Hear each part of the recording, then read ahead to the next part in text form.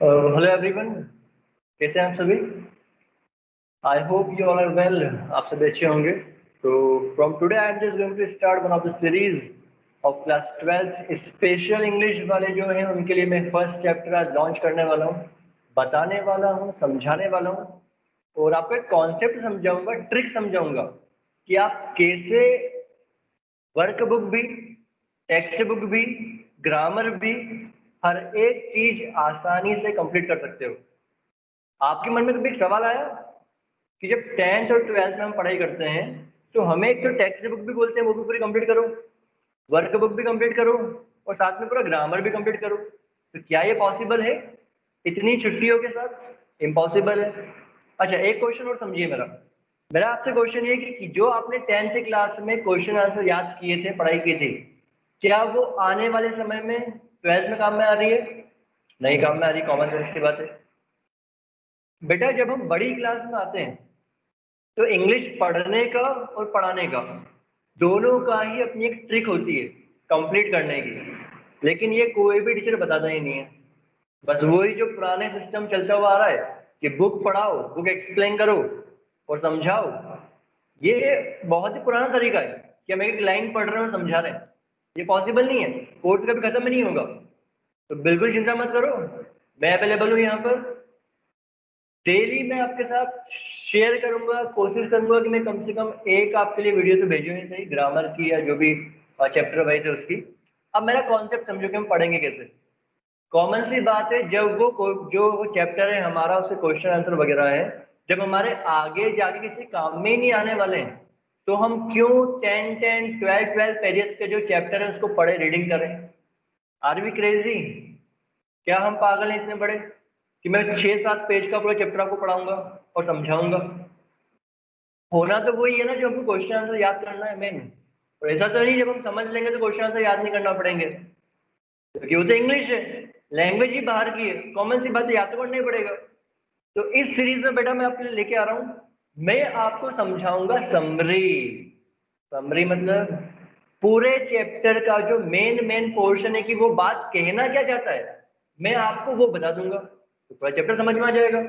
उसके बाद मैं आपको ये भी बताऊंगा कि कौन कौन से क्वेश्चन हैं, और इस बात की मेरी गारंटी 100% क्वेश्चन वही आएंगे, कंप्लीटेड, क्लियर, आना ही है। जितना मैं बताऊं उतना कर लेना, 100 में से 99 लाने की जिम्मेदारी मेरी, कोई दिक्कत नहीं।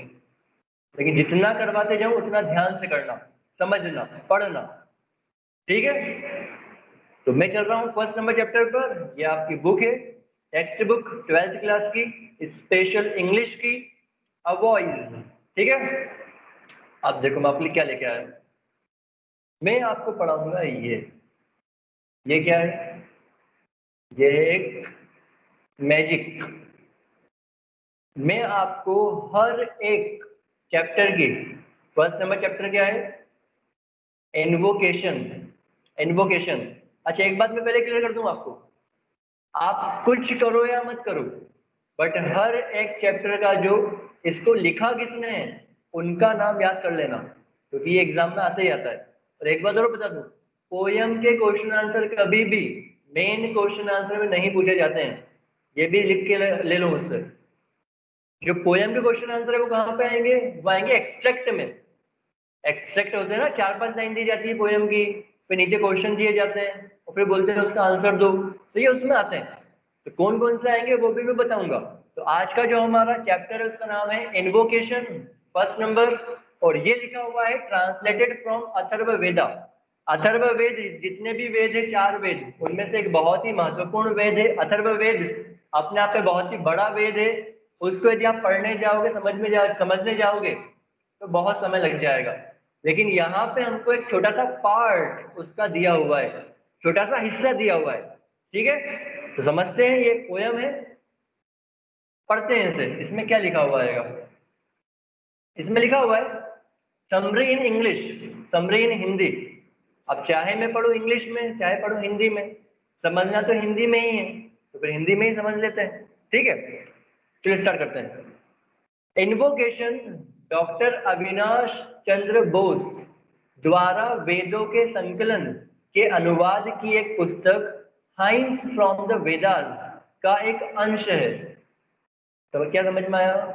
आप तो इतना याद रखो, इन्वोकेशन जो हमारा चैप्टर है वो एक प्रकार की पोयम है, एक अंश है जो लिया गया है कौन से वेद से? लिया गया है अथर्ववेद से। और ये एक बुक थी, एक बुक है, संस्कृत भाषा का अनुवाद इसमें किया गया है, हाइम्स फ्रॉम द वेदास। क्या नाम है? Hymns from the Vedas. एक प्रकार की एक पुस्तक थी, उसमें से एक छोटा सा जो एक पोर्शन है वो निकाल लिया गया है। ठीक है, तो क्या है इसके बारे में देखते हैं, इस चैप्टर में क्या दिया हुआ है। इस भाग में परस्पर प्यार एवं समन्वय के साथ सामूहिक जीवन के सिद्धांतों को प्रतिपादित किया गया है। अच्छा, एक बात मैं आप सभी को बता दूं, ऐसा कहा जाता है कि यदि आपने वेद पढ़ लिए तो वेदों में इस दुनिया का पूरा सार है, सब कुछ लिखा हुआ है वेद में, कब क्या होने वाला है, कब क्या होगा, किस समस्या का क्या समाधान है, हर एक चीज। तो उसी प्रकार से जो हमारा ये चैप्टर है उसमें वेद से ही लिया गया एक छोटा सा भाग है, और उसमें हमको ये बताया गया है कि हमें प्यार से अच्छे से मिलजुल कर रहना चाहिए। जो हमारी लाइफ है वो मिलके बनी है कुल मिलाकर दो चीजों से, एक है लव और एक है, हम कह सकते हैं, with love we have to respect to others.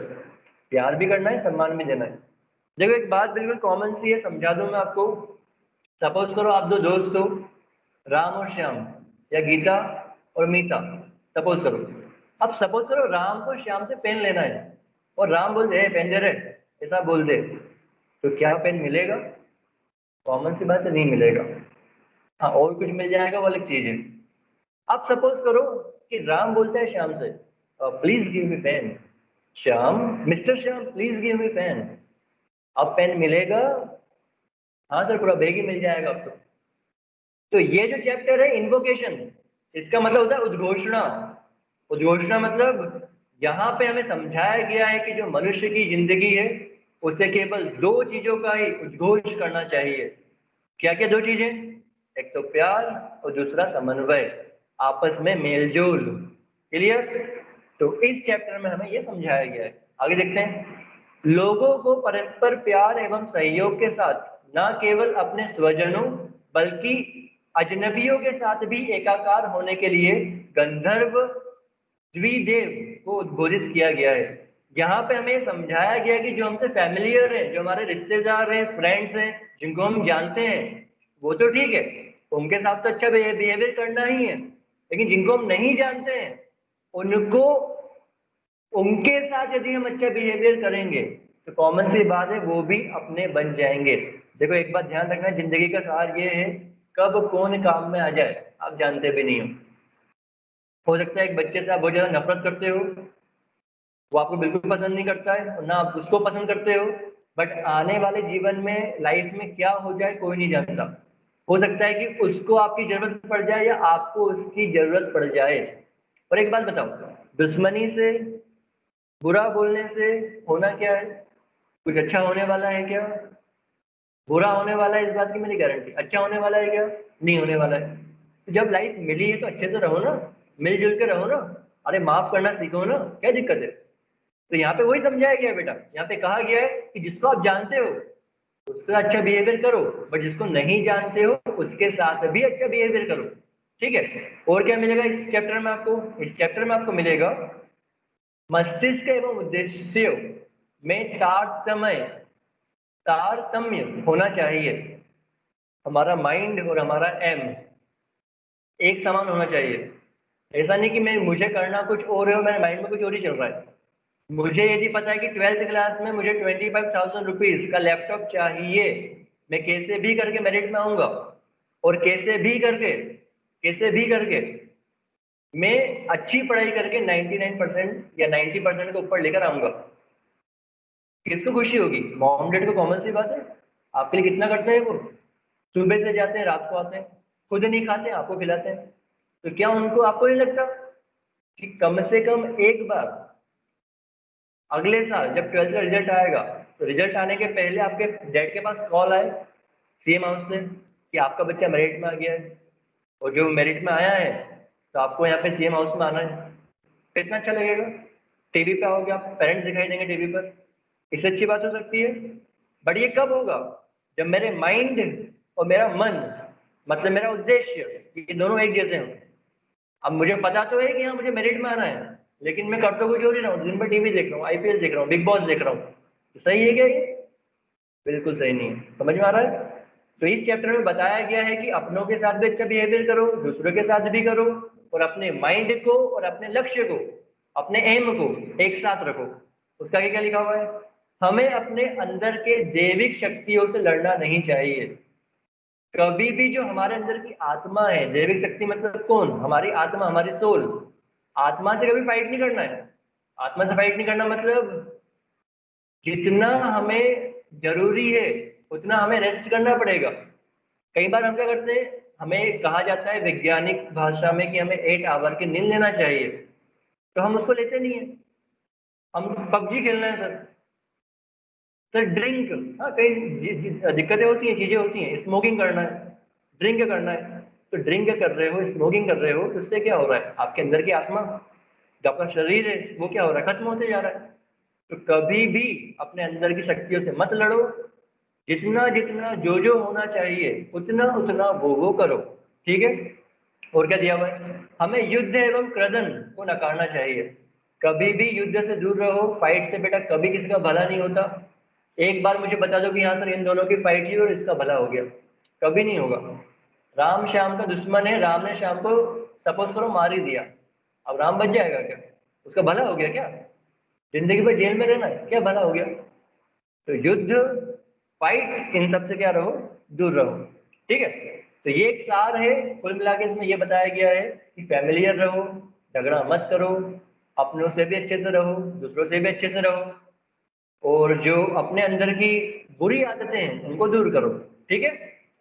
इसमें कुछ इंपॉर्टेंट वर्ड्स दिए हुए हैं, आप चाहें तो इसे भी कंप्लीट कर सकते हैं, पढ़ सकते हैं, समझ सकते हैं, सब कुछ दिया हुआ है इसमें भी। ठीक है? मैं आगे बढ़ता हूँ। अब मैं आपके लिए लेके आ रहा हूँ क्वेश्चन आंसर। अच्छा ये क्या है? ये है एक्सट्रैक्ट, जो मैं आपको बोल रहा था। ये एक्सट्रैक्ट अवेलेबल है मेरे पास। अच्छा मेरे पास पीडीएफ है ये। अच्छा मैं उनमें से नहीं हूँ कि बस बोले जा रहा हूँ और आप क्या करोगे कि आप वीडियो पोस्ट करके लिखोगे इसमें से, नहीं, इतना बुरा भी नहीं हूँ मैं। यदि आप चाहते हो कि आपको चैप्टर नंबर 1 की पीडीएफ मिले, या आप चाहते हो कि मैं आपको दे दूं, तो कुछ मत करना, व्हाट्सएप पे अभी नंबर दे दूंगा मैं अपना, व्हाट्सएप पे रिक्वेस्ट कर देना, फिर पूरा पीडीएफ मैं आपको सेंड कर दूंगा। इसमें क्वेश्चन आंसर, एक्सट्रैक्ट, हर एक चीज दी हुई है। ठीक है? तो ये तो बेटा एक्सट्रैक्ट है, मतलब वही ऑब्जेक्टिव टाइप, एक ऑब्जेक्टिव टाइप क्वेश्चन दिया हुआ है, उसका एक आंसर देना है। तो इसको तो आप पढ़ना, समझना और याद करना, कुछ खास नहीं है इसमें। जो खास है वो मैं आपको बताता हूँ। अच्छा एक बात ध्यान रखना, ये एंटोनिम्स भी कंप्लीट कर लेना।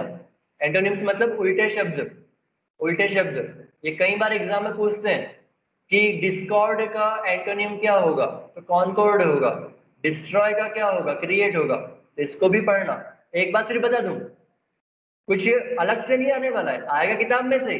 जितना ज्यादा पढ़ोगे उतना अच्छा बेनिफिशियल रहेगा। ठीक है? तो ये तो आप करना अपने हिसाब से। और क्या दिया हुआ है?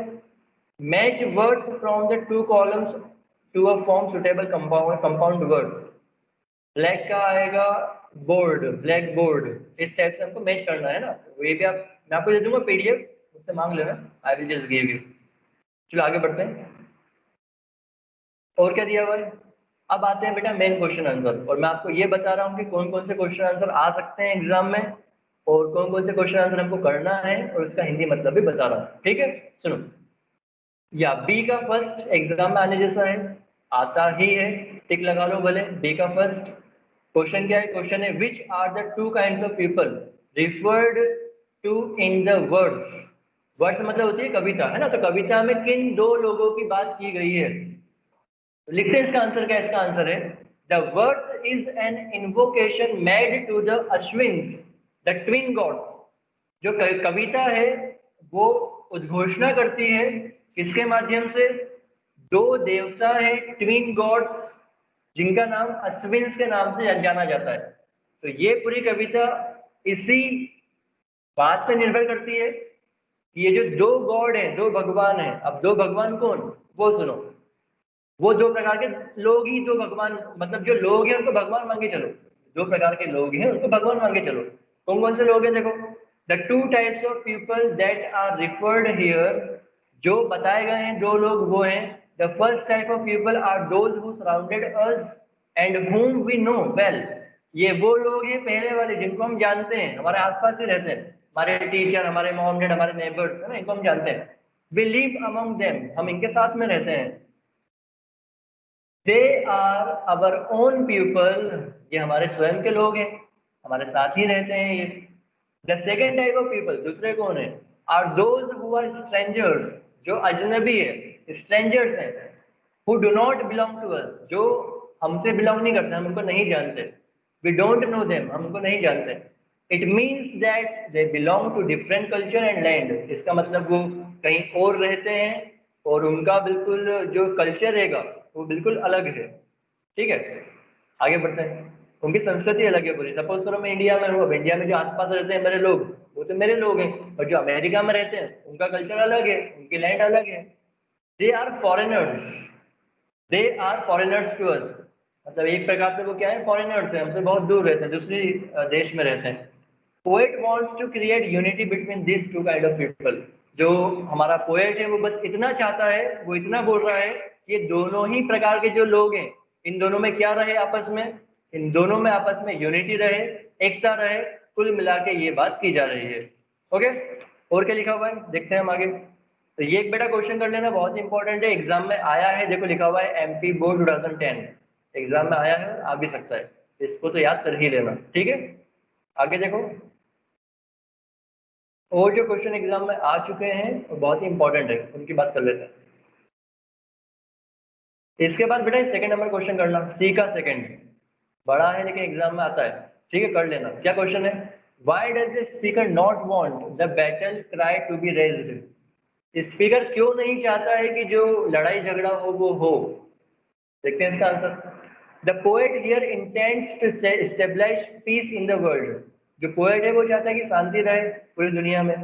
ही wishes for the unity among people by having concord among ourselves and also with the aliens, वो चाहता है कि केवल हमारे जो आसपास के लोग हैं उनमें ही नहीं, बट जो एलियंस है मतलब विदेशी हैं, उनमें भी क्या हो, आपस में मेलजोल हो, कोई भी दिक्कत ना आए। He denigrates them because they are the vital causes for all ruins। वो चाहता है, वो क्यों चाहता है ऐसा कि दोनों में मेलजोल हो, क्योंकि इन दोनों के कारण ही क्या होता है, कहीं ना कहीं नुकसान होता है पूरे देश का, या कहीं ना कहीं प्रॉब्लम क्रिएट होती है। अब सपोज करो भी इंडिया और चाइना है, तो इंडिया चाइना में प्रॉब्लम चल रही है, आने वाले समय में यदि युद्ध होता है तो क्या होगा, दोनों ही जो प्रकार के लोग हैं, दोनों ही देशों के लोग हैं, वो सफर करेंगे, दिक्कत आएगी, है ना। तो कुल मिला के वो यही चाहता है कि ये जो दोनों ही प्रकार के लोग हैं, चाहे जिन्हें हम जानते हैं चाहे जिन्हें हम नहीं जानते हैं, वो क्या रहे, वो साथ में रहे। आगे बढ़ते हैं। पीपल आर विक्टिमाइज्ड, विक्टिमाइज्ड, जो पीपल है वो विक्टिमाइज्ड मतलब विक्टिम बन जाते हैं, उनने किया कुछ भी नहीं और वो मतलब वो गेहूं में घुन पिसा जाना है ना, गेहूं के साथ घुन भी पिसा जाता है, लाइक दैट। तो लड़ाई तो किसकी है, और हम इंडियंस जो भी चाइना के बेटे कर देता है तो उनको प्रॉब्लम हो जाएगी। तो उसी प्रकार से वो चाहता है कि क्या हो, दोनों साथ में रहे। Battles never resolve any problem but add many more, युद्ध से कभी भी कोई समस्या का समाधान नहीं होता बल्कि और समस्या बढ़ती है। Living a lot of unanswered questions and unending cries without and, बहुत सारे क्वेश्चन और सामने आ जाते हैं, कोई आंसर नहीं मिल पाता है, और बहुत सारी जो समस्या है वो भी सामने आ जाती है। We have already suffered a lot, हमने पहले ही बहुत सारा प्रॉब्लम क्रिएट की है। Any more cry will finish us completely, यदि कुछ और भी प्रॉब्लम आ जाती है तो हम पूरी तरह से क्या हो जाएंगे, खत्म हो जाएंगे, हमारा विनाश हो जाएगा। Hence we should make effort to resolve our differences by peaceful way, तो हमें शांतिपूर्वक जो भी प्रॉब्लम है उनको सॉल्व करना चाहिए। तो सी का सेकंड भी याद कर लेना, बहुत इंपॉर्टेंट है। सी के थर्ड पे आ जाओ, सी के थर्ड पे क्या लिखा हुआ है, how does the speaker wish to achieve concord, किस प्रकार से जो हमारा स्पीकर है, स्पीकर मतलब कौन, ये लेसन किसने लिखा है, फिर बोल रहा हूँ नाम याद रखना, क्या है नाम, ये लेसन जो लिखने वाले हैं उनका नाम है, बताता हूँ आपको, जस्ट वेट, अविनाश चंद्र बोस, ये लिखा है अविनाश चंद्र बोस ने। ठीक है, देखते हैं क्या क्वेश्चन है हमारा।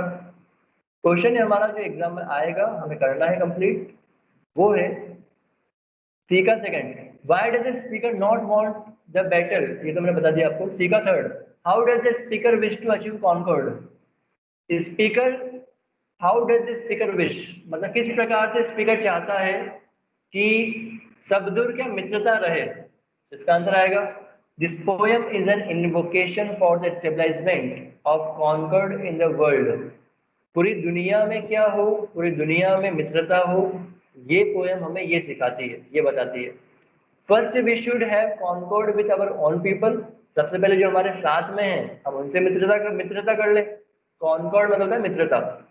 देन विद द स्ट्रेंजर्स, और फिर जो स्ट्रेंजर्स हैं मतलब जो बाहर के हैं उनके साथ भी हम क्या कर ले मित्रता कर ले। Here on people refers to our countrymen with whom we live and share all our joys and sorrows. अपने लोगों का मतलब ये है कि जो हमारे साथ रहते हैं, हमारे सुख दुख में हमारे साथ रहते हैं, सुख दुख बांटते हैं, वो हमारे अपने लोग हैं। All the time they are with us, हमेशा हमारे साथ रहते हैं। Then we should have a state of peace with the strangers. उसके अलावा हमें जो स्ट्रेंजर से बाहर के लोग हैं उनके साथ भी क्या रखना चाहिए? शांतिपूर्वक वातावरण रखना चाहिए। Example, the aliens who contribute to our global vision, we can achieve this by resolving our disputes और issues through peaceful ways, because battles only ruin us. We should condemn them। मतलब यही कुल मिला के कि जो अपने लोग हैं उनके साथ तो हम रहते ही हैं अच्छे से, बट जो बाहर के लोग हैं, एलियन से, विदेशी हैं, उनके साथ ही डिस्प्यूट होता है, प्रॉब्लम होती है कई बार, तो उनके साथ भी अच्छे से रहो, शांतिपूर्वक रहो, तो दिक्कत आएगी नहीं, प्रॉब्लम आएगी ही नहीं, ये बताया गया है यहाँ पर। ठीक है, तो बस ये 3 क्वेश्चन आप कंप्लीट कीजिएगा। ये 3 क्वेश्चन यदि आप कर लेते हैं तो इन तीनों में से ही एक क्वेश्चन एग्जाम में आने वाला है। ठीक है, इसके अलावा यदि आपको और भी पूरे क्वेश्चन आंसर चाहिए, आपको पूरी पीडीएफ भी चाहिए, क्योंकि एक बात ध्यान रखना कि ये जो कॉलम है, कॉलम बी है, ये सब एग्जाम में आता है ग्रामर में, है ना। तो यदि आप ये चाहते हो कि मैं आपको ये दूं और आपको ये मिल जाए, ये एक्सट्रैक्ट भी आते हैं कई बार एग्जाम में, ये लाइन दे दी जाएगी और कहा जाएगा इसे कंप्लीट करो। ठीक है, तो यदि आप चाहते हो कि ये मैं आपको दूं तो कुछ मत करना, आप मुझे इस नंबर पर क्या करना, व्हाट्सएप कर देना। मैं आपको जो फर्स्ट नंबर चैप्टर है इन्वोकेशन, उसका पूरा पीडीएफ जो भी आपने देखा वो आपको सेंड कर दूंगा। ठीक है, ओके। और यदि आपको ये वीडियो अच्छी लगी हो, आप चाहते हो कि मैं चैप्टर नंबर 2nd 3rd भी सब बनाऊं, जल्दी से आपको सिखाऊं, समझे वगैरह सब कुछ बताऊं, पीडीएफ आपको भेजूं, तो कमेंट कर देना, लाइक कर देना, सब्सक्राइब कर देना। एक बात और बता दूं सभी को, सुन लो ध्यान से। बात यह है कि यदि जब तक 1000 सब्सक्राइबर नहीं होंगे और 4 आवर का वॉचिंग पीरियड नहीं होगा, तब तक मैं लाइव नहीं आ पाऊंगा यूट्यूब पे, मतलब आपके साथ में रहकर नहीं पढ़ा पाऊंगा आपको। ये मैं वीडियो अपलोड करते रहूँगा, आप देखते रहोगे। पर यदि आप चाहते हो कि मैं लाइव आऊँ, तो अपने बहुत सारे फ्रेंड को बताओ, सब्सक्राइब करवाओ, ज़्यादा से ज़्यादा लोगों को मदद करो, मदद करना चाहिए। यदि आपको कुछ अच्छा मिल रहा है तो दूसरों को भी मिलना चाहिए, कोई दिक्कत वाली बात नहीं है। ठीक है, तो मिलते हैं, बाय बाय, अगली बार मिलते हैं। Okay, thank you.